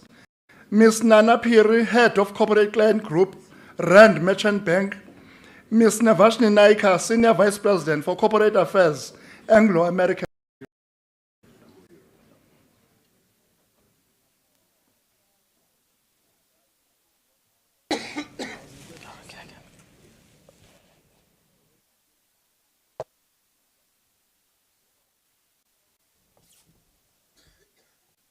I will start with you, Ndokozo. The beneficiation at source, local value addition, moving up producer countries high into the value chains, these are the buzzwords. But how do we make it happen? What have been the impediments that have made it difficult for developing countries, for African countries to achieve this? What breakthroughs do we need for this in the context of minerals? Morning, Deputy Ministers. I think, as you correctly say, it's been a buzzword for the longest time, but we have not really seen it to greater extent as we want to see it, particularly in developing countries. And I'm quite excited to share that in us negotiating the G20 critical minerals framework throughout the year, that has been put forward as one of the pillars, and it was put forward by the South African presidency because it is a priority for us, because we understand that the largest chunk of jobs actually lies in beneficiation. Now, you ask a question about what have been the constraints. Largely infrastructure, electricity supply. I mean, beneficiation is energy intensive by its nature. You need stable and affordable power to drive a strong beneficiation agenda, but also infrastructure in the form of rail, road, to be able to move commodities from the mines to places of processing.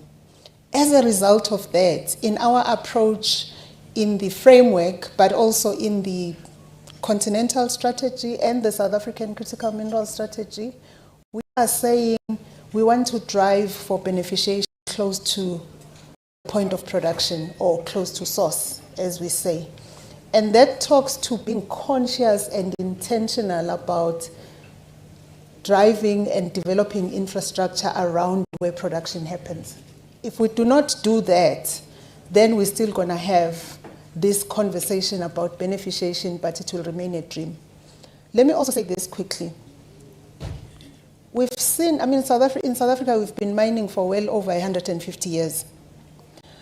But that strong and rich history of mining has been largely characterized by the pit to port phenomenon, where we export large volumes of the minerals that we produce. And similarly in the rest of the continent and other developing countries for that matter. And we need to change that. And we're saying with this presidency, this is an issue that the global community needs to contend with and be occupied by.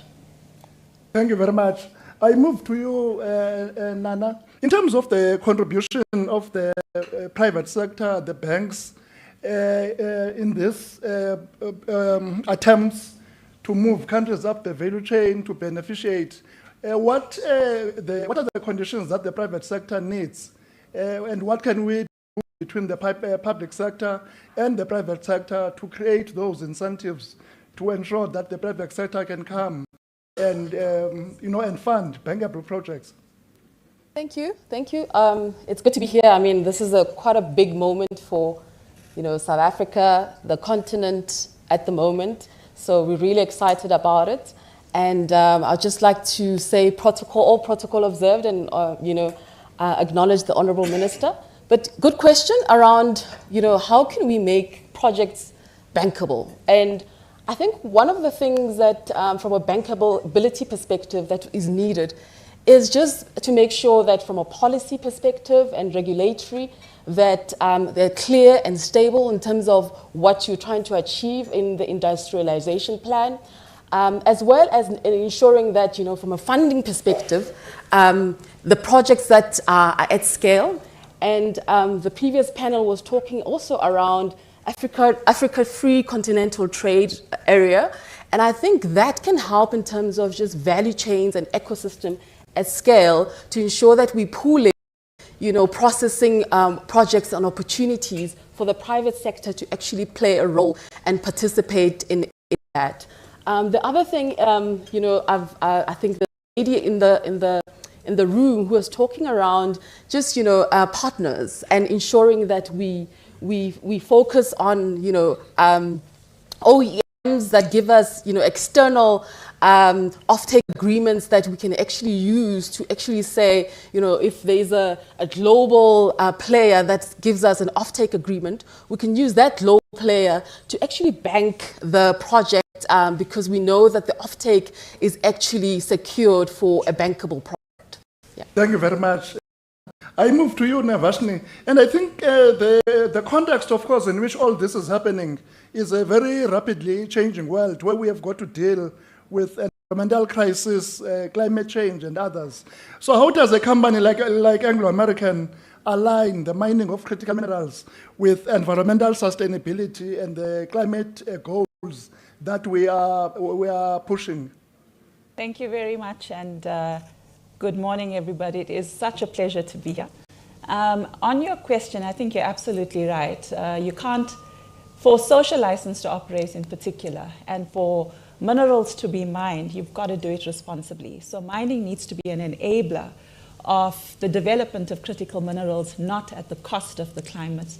And so I think if I look at the mining industry globally, and certainly in South Africa, there are huge trends and practices that we follow from an ESG perspective in South Africa and within all of the countries that we operate. Critically, we also follow principles, global principles that are really leading sustainability practices. We've got principles like the Initiative for Responsible Mining and Assurance, which is a multi-stakeholder-led process that really keeps us accountable to at the highest standard. I think the important thing is how we incorporate the conversations and the dialogues that we hear from communities, that we hear from civil society, because sustainability is not just a single company doing what it feels like or a single industry doing what it feels like. So it really does depend on cooperation, partnerships we've spoken to as well. But I think the core message is mining responsibly. You can't mine critical minerals at the cost of the environment. Certainly the minerals that we're mining are largely for the energy transition, and so it would be a very weird thing if we're going to mine at the cost of the planet. Thank you very much. And Tokozo, I think as we move forward deeply into the issue of critical minerals and value chains and beneficiation, obviously regulatory frameworks become very important. From the experience of your department and of our country, South Africa, what kind of regulatory frameworks do you think will be optimal to ensure that we can achieve our goals of local beneficiation, value addition, and move away from the old extractive model of mining? So, Ambassador, the point is about being intentional on a program and an agenda. Mining is mining, and I hear a lot of people saying mining of critical minerals, what policies do we need to maximize? Critical minerals are minerals like any other. I raise an argument all the time with people who come and say green minerals. I'm yet to be shown a green mineral. Because from the school I come from, a mineral is a mineral. And then it has a different application. Each and every mineral will have a different application. So policies, regulatory framework, must be regulatory frameworks to unlock the full potential of minerals across the spectrum. I mean, Johannesburg, the entire South African economy was built on the back of gold. So at the time, gold was a critical mineral for this country, and criticality shifts from time to time based on the circumstances that obtain at that particular time. So to drive beneficiation of any mineral, not just critical minerals, it's about coming up with policies. I mean, if you look at our critical mineral strategy as a country and that of the continent, we talk about something that is quite peculiar, and I'm quite passionate about regional integration, where we are saying South Africa has the capacity, capabilities, and technologies to process a lot of the minerals that we mine, of the 53, particularly here in South Africa. I'll give you an example. We have an entity that is a leader globally, we said that, in mineral processing, Mintech. It's 90 years old, and it's got a footprint in about 45 countries globally. You have the CSIR also pushing for 100 years of its existence. We have the Council for Geoscience at 114 years old. We've got the capabilities. Now, if you look at the list, what everybody lists as critical, we don't have large reserves of lithium in South Africa.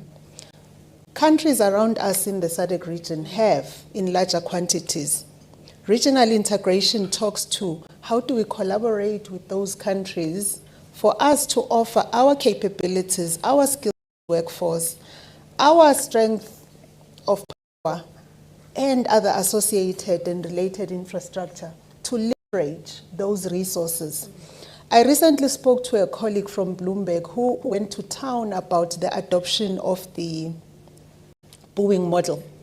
I think they've got a slogan that says, built in America but sourced globally. They source different materials and pieces of components from over 20, I don't know, 24 countries, but made in a particular country. And for us, it's about that. That's the opportunity that we see being presented and what we should pursue. Then all of us, the global community, take advantage of minerals in that fashion.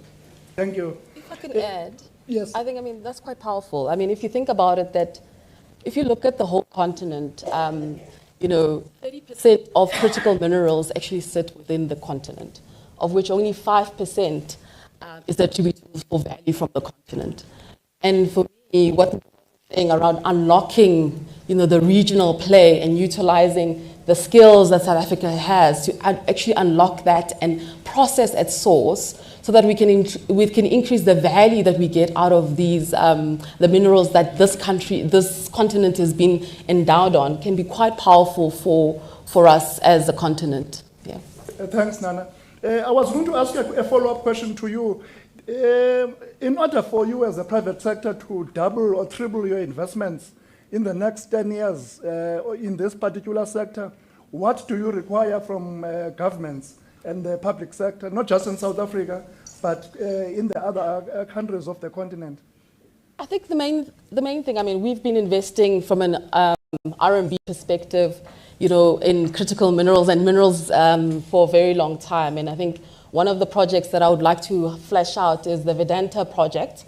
Vedanta is an Indian multinational that has invested in Kransberg project in the Northern Cape, really focusing on zinc. And what has been the unlock there? It's really around just, making sure that, policy around this type of investment is quite clear and very readily available for everyone to participate. Secondly, to ensure that the infrastructure needs that are around these projects are there, like water, ports, rail. Tokoza has mentioned a few of them, to ensure that the projects can be viable and well executed on from a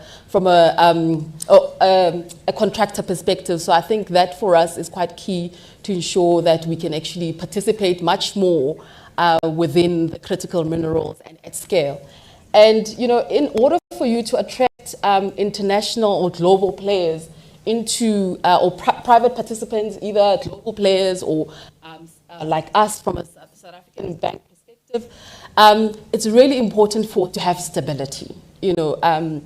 Private capital is attracted to stability in, regulatory stability in infrastructure that's needed for the mines to thrive and produce the critical minerals that's needed. Thank you.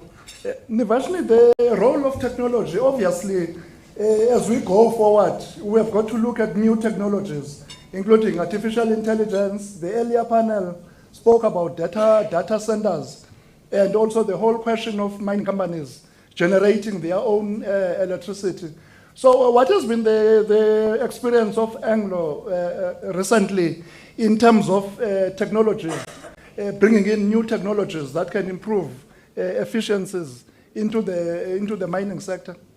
Yeah, I think that from a technology perspective, all companies need to innovate. You have to find the best ability to extract minerals which are becoming increasingly hard to access. And if you think about things like rare earths, the kind of technology that you're going to need to responsibly mine rare earths become really, really paramount. So the amount of investment that needs to go into technology, I think, is really, really vital.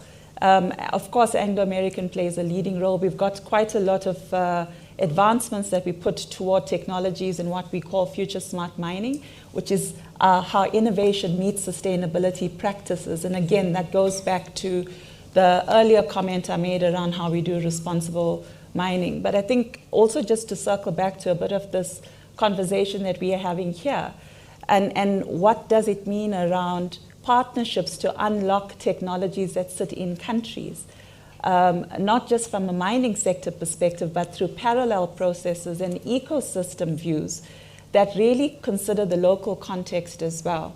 A lot of the work we're thinking about when we think about sustainability and impact and technologies, is not just technologies for the mining or the mining sector in and of itself, but the communities that must then benefit from their technology and innovation as well.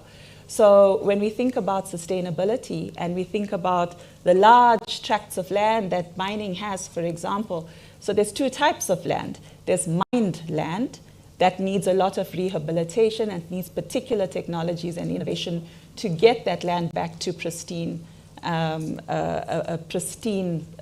opportunity to do something that's meaningful. But we also have a lot of land that's not mined. So how do we encourage technology and innovation practices to develop ecosystems and corridors that will really benefit the society around us? And an example, if you think about green data centers, so if you think about the Northern Cape, and in the Northern Cape there is a plan to build or a desire, rather from a regional perspective, to develop a renewables corridor in the Northern Cape because of the sun and the wind, or specifically the sun in the Northern Cape. So imagine the potential down the line to really get behind a green data center and then tapping into South Africa and Africa's youth dividend to really harness the power of those data centers. Now, I know that sounds like quite futuristic, but I think the future taps on our door really fast, and this is Africa's time. So what are we going to do to really work within ecosystems and collaboratively to unearth the technologies, the innovation, the world, the partnerships that are going to develop these sorts of opportunities for our countries within its Africa or from a G20 perspective? Thank you very much. Excellencies, 2 or 3 questions before we close. This was our last and fourth panel. I see there is already a hand there. Any other hands? You can go ahead and introduce yourself. Thank you very much. My name is Sarah Maka from the One Campaign. Thank you for this panel. My question, we talked about regional cooperation, and what they say is we export raw minerals, we import poverty. What is the role for the African collaboration? Because many countries within Africa have similar minerals. And when we talked about the Borrowers Club earlier, it was the leverage of the African voice. And without that African voice, now in the geopolitical terrain, we don't have a shot going country to country. So what are your perspectives on the Africa common voice, the AU's role in that, to ensure that we can climb up the value chain for critical minerals? Thank you. Thank you. Any other question? I'll now give over the panel also for them to make their concluding remarks. I'll start with you, Ndokozo. Thank you, Ambassador. Just quickly on the question that's been posed from the floor. The role of collaboration, regional collaboration, cannot be understated. And I mean, I always say we've done it before as this continent. Look at the Southern African power pool, where we've been pulling power in the SADC region amongst ourselves as countries. And it's also there in West Africa with the web, right? So we've done it in electricity terms or energy terms, and it certainly can be done in mining terms.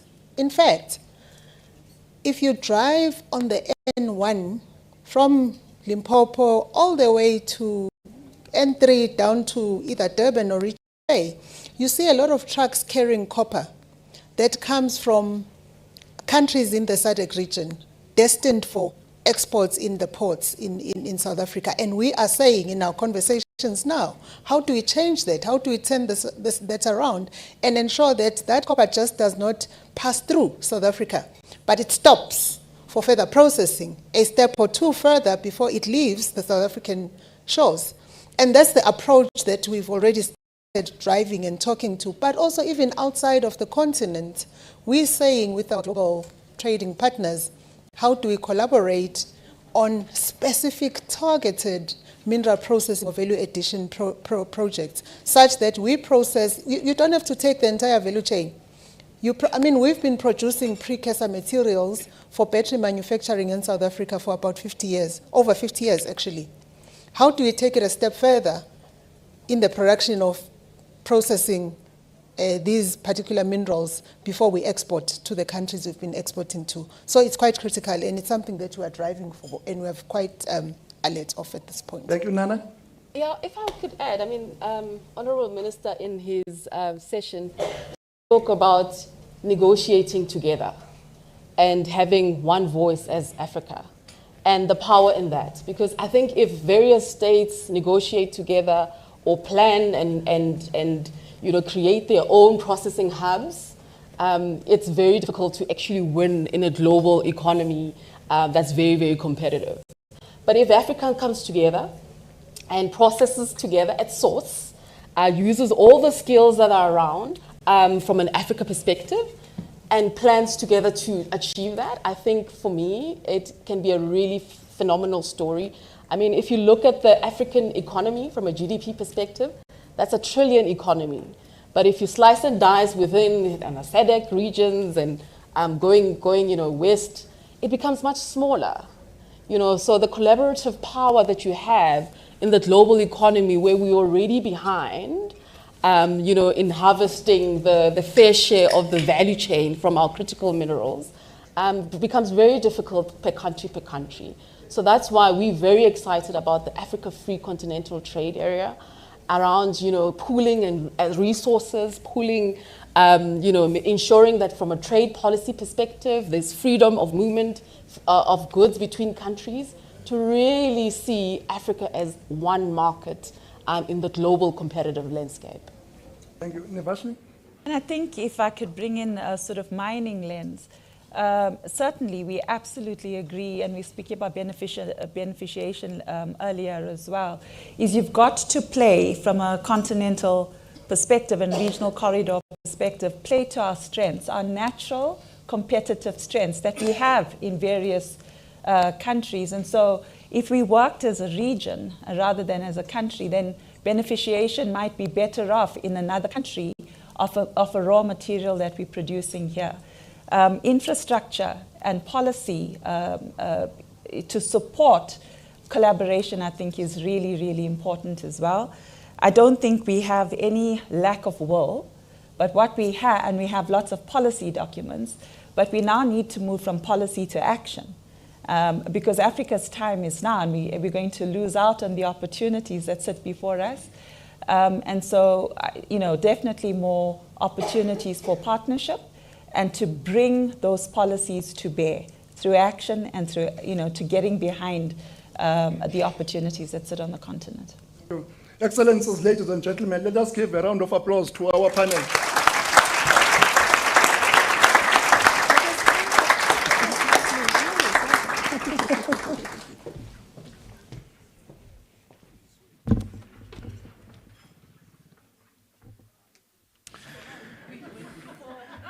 Excellencies, let's give a round of applause to our director as well. Ambassador Mabongo, thank you so much for steering the discussions with so much energy as well, early this morning until now. Thank you so much. Honorable Minister, Deputy Ministers, it's obvious that we have to continue to set up the agenda, and these important engagements will have to be possible with the partnership with the private sector as well, which is quite critical. So we're happy that the presence of the private sector is here for everyone to see, and their engagements as well. We'd like to invite the Honorable Minister to deliver the closing reflections and also the remarks after the discussions. Honorable Minister, if you can join us. Thank you so much.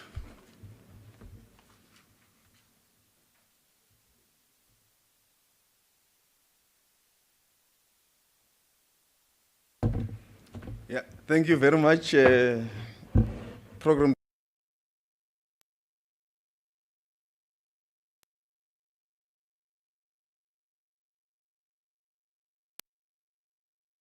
the presidency has achieved this objective to center for the global south and also for the African continent. The buzzword throughout all the panels was the issues of collaboration, regional integration, tapping the youth potential that the continent has, critical minerals, artificial intelligence, and so forth. I think the message is clear, and the fact that we now have in this House both government and the private sector it's a sign that we are ready to implement, because from our side as government, we will adopt the critical mineral strategy, we'll adopt the various working group streams, the declaration, but business has to implement. You are the ones who must make the implementation possible and ensure that what is in the leaders' declaration becomes a reality. And we can only do so if we collaborate, work together to achieve these objectives. And I'm glad that also the African Union was represented here by the Commissioner, which will also enable us to filter through some of these discussions to take them forward in the platforms of the AU itself and also in the platforms of the United Nations and other multilateral institutions. It is clear the future is multilateral cooperation, regional integration, and collaboration. And thank you to all the members of the diplomatic corps who have also participated in the discussion. I want to wish you well for the rest of the week. With all the deliberations, you will attend many sessions. I know that some of you will meet in many other platforms together. We will know of each other's habits and everything. It's going to be a nice week. But don't forget also, as you are here, those of you who are not permanently residents here in South Africa, here in Gauteng, there's also a number of tourist attractions that you can visit, you can see. You should not be scared to go to Soweto, the Vilakazi Street. You can get a nice African meal there. And many other points of attractions. Naledi, on my right, next to the Lanseria Airport, you can learn about our cultures. We're also not far from the areas of Machalis, the Hartes Dam, and all that. You can be able to visit. There's short lifts that you can go to around Gauteng and see. But also don't forget, we offer some of the best wines in the world. So in the evening, you should not be shy to suit yourself with our nice wines that we have. But also here where we are, you can also do your shopping. You can do your shopping in a very nice way. Leave the money that you brought here, please. Empty your bank accounts. You will earn money when you go back to your countries. But thank you very much for being here, and we wish you all the best throughout the week of your participation in the various G20 platforms. Thank you very much.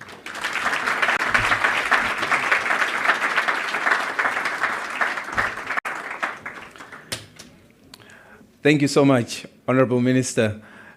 Breakfast is served. I must confess that wine is not there this morning, but definitely South African tea is there. There's a lot of rooibos.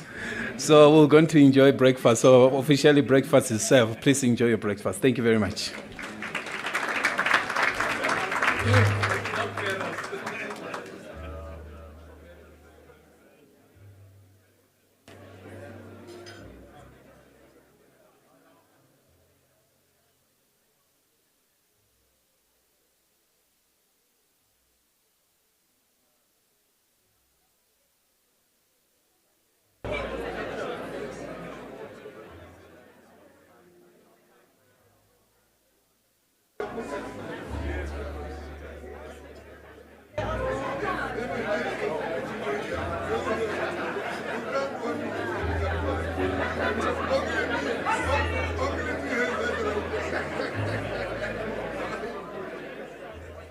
Thank you.